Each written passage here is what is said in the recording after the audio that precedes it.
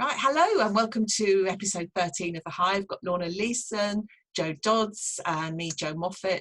And our theme for today is employee engagement is for life, not just for COVID-19. So we're going to be exploring what we can do in our organisations, what we can, the thinking that we can encourage to try and make sure that some of the really good practices around putting people at the centre of our thinking and at the heart of our decision making and our ability to be agile through this process do not become a casualty of a return to business as usual or some kind of return to normality, particularly given the likely sort of financial and economic pressures that we all know are kind of lurking around the corner. So let's kick off with you, Lorna, because I know you always like to kind of approach these things from a kind of clear thinking perspective. So start us off. So I had a little think, I'm not going to lie, I had a little think about this. I was thinking about the difference in the way that organisations approach COVID as a crisis versus the way that typically an organisational crisis might be approached. So very often in a period of crisis in organisations, so I'm thinking about the 2008 downturn, during which, Joe, you and I both worked in and around the automotive industry, and it was, kind of tin hat, city. It's very much finance is the number one objective. Therefore, command and control, let's, be very fixed in our thinking. That's very directed in the way that we lead people. That is a typical traditional crisis response. It's also quite a human response to crisis, in that we go into kind of fight, flight, we shut down, we don't think about other people, we just think about survival. Yeah. What's been nice about COVID is that the priorities seem to be humanity, well-being, health, safety. It felt, and lots of people were saying, we're all in the same boat, we're all going through similar things, we're all affected by this, we need to be flexible, we need to listen, we need to be responsive.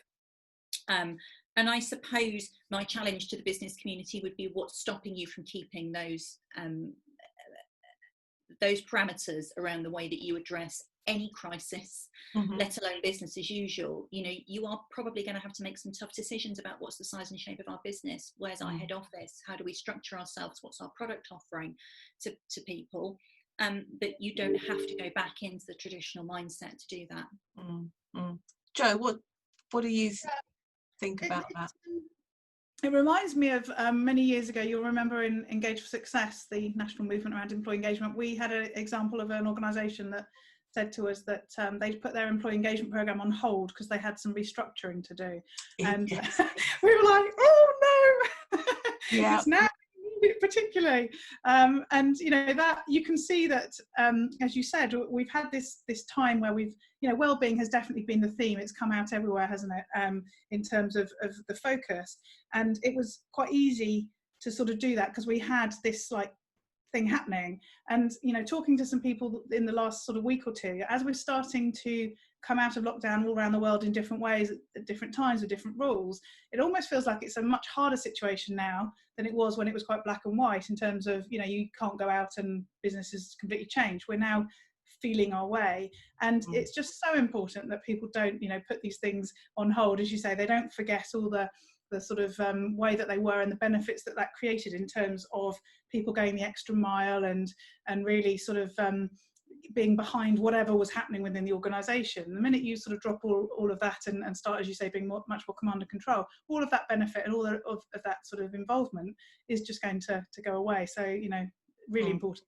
It's interesting. You talked about Engage for Success, and I remember one of the case studies, one of the very first case studies I ever heard about when I first got involved with Engage for Success was British Aerospace, and how they had done the precise opposite of what you were describing there, in that they put employee engagement thinking and the need to particularly listen to employee voice at the heart of a program that they knew they were having to implement significant job cuts, redundancies and restructuring, but they put employee voice and a realization that needed to take their people with them at the very heart of that. And actually the end result of it was a really, really positive one for everybody involved, and financially as well, from a business perspective. And I think it's interesting, some of the things we've been talking about on the Hive in the last few weeks, I think it was last time, we talked about one of the things that this crisis has shown is the sort of interconnectedness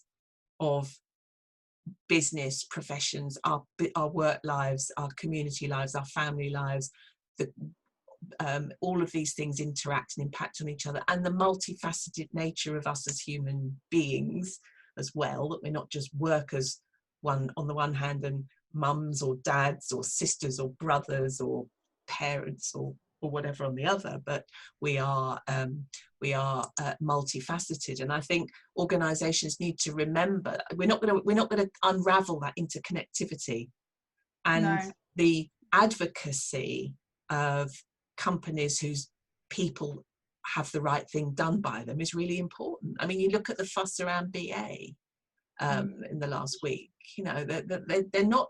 There is reputational damage to be suffered if you suddenly go from potentially saying that you care and focus on your people and then jettisoning that thinking in a heartbeat, isn't there? And what we're also doing is we've had people working from home, and we've all sort of, and this is, you know, generalizations, understood the challenges of it and focused on how do you engage with a you know, geographically dispersed team and all that sort of thing. A lot of organisations are going to continue working in that way, and it's really easy, unless you overly sort of set that up in the first place, to get to the stage where people are sitting there going, well, what are they doing? What are they telling me to do now? You know, the organisation, because the organisation's over there. It's not even, you're not even in it anymore, you know, physically. So we have to, I think, continue to work even harder to get that team feel and that sort of cohesiveness across everyone's homes, because you just haven't got that physical opportunity, and nor will people do so, you know, in the future. And you can see that in crisis, it's the time to do it. Now it might feel like, oh, we've done that, let's move on and, you know, start rebuilding the business. But you've got to keep overly doing that, otherwise you'll do it without that employee voice that you talked about, Jo. You were going to say something then, Lorna. Yeah, so one of the things that really occurred to me, I did my MSc research on employee engagement a few years ago now, but I looked at employee engagement, and particularly in roles that were customer facing. And one of the things I found is that there is a bit of an inverse relationship between customer satisfaction and job satisfaction in customer facing roles, because people want to do a really good job for other people. And I think that's what this crisis has really borne out. You know, we want to help other people, particularly in key worker roles. You know, I think it would be a real mistake to mistake that sense of commitment and going the extra mile and wanting to do a good job and pulling together. It would be really easy to mistake that for engagement and think we've got a really engaged workforce here. They're all really happy. There was a Twitter thread from a consultant at one of the UCL hospitals this week, who talked about that, who said, don't mistake the fact that all of these NHS staff have pulled together and gone the extra mile for the fact that they're all really motivated and engaged. They're exhausted.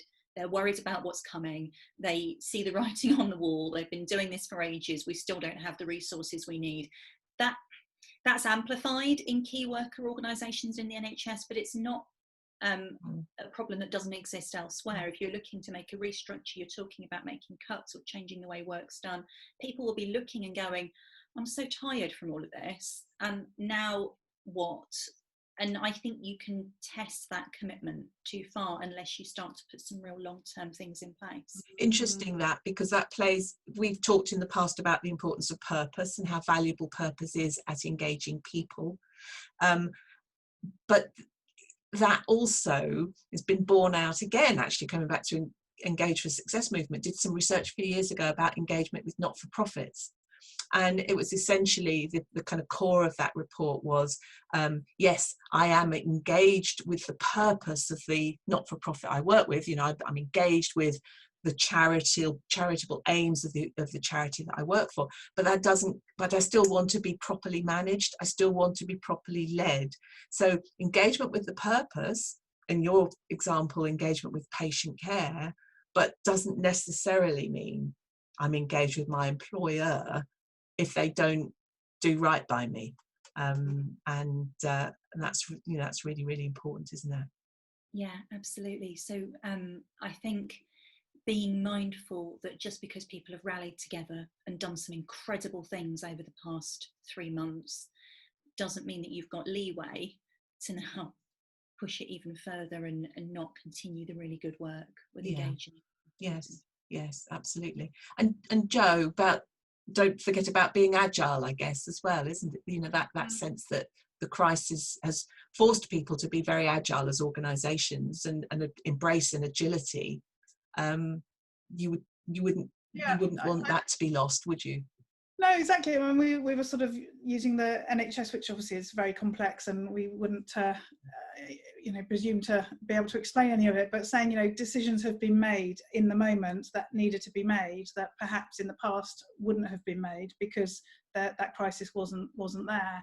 And things you were saying before we came on, Lorna. Rules have been changed, procedures have been dropped and done differently because they've needed to do that. And keeping that sort of agile mind and perspective on your business, even as we start to sort of get back into whatever this new normal will look like, is vital, because why wait for crisis to be able to be flexible and be pragmatic? Actually, that's how we should be working in the way that this world is anyway, because it's changing. I nearly did a new normal klaxon then for you, Jo. Yes, exactly. Yeah. We didn't say unprecedented though, so you didn't say unprecedented. The COVID podcast bingo. Yeah. A show of that, that going through all the phrases that have come up in the last 3 months. But just to conclude, really the sort of third thing, again, harks back to something we've talked about previously, is that we shouldn't allow economic pressures to force us down a route where we forget that actually by putting people at the heart of our thinking, we can actually buck the trend of those economic pressures and face the financial challenges that the economy is going to be throwing at us. The examples we've talked about in the past of the supermarket groups who keep on coming back with greater profit even in the face of economic troubles and hardships. So invest in your people in order to stave off the economic crisis, rather than using savings and pressures on your people to help you come out of the economic crisis, because you won't come out of it with any long-term sustainability if you do that. You might survive short-term, but you're not laying the foundations for the longer-term success. I think that's it. Great stuff. Lovely. Lorna, Jo, thank you both as usual, and thank you for listening. Bye-bye now.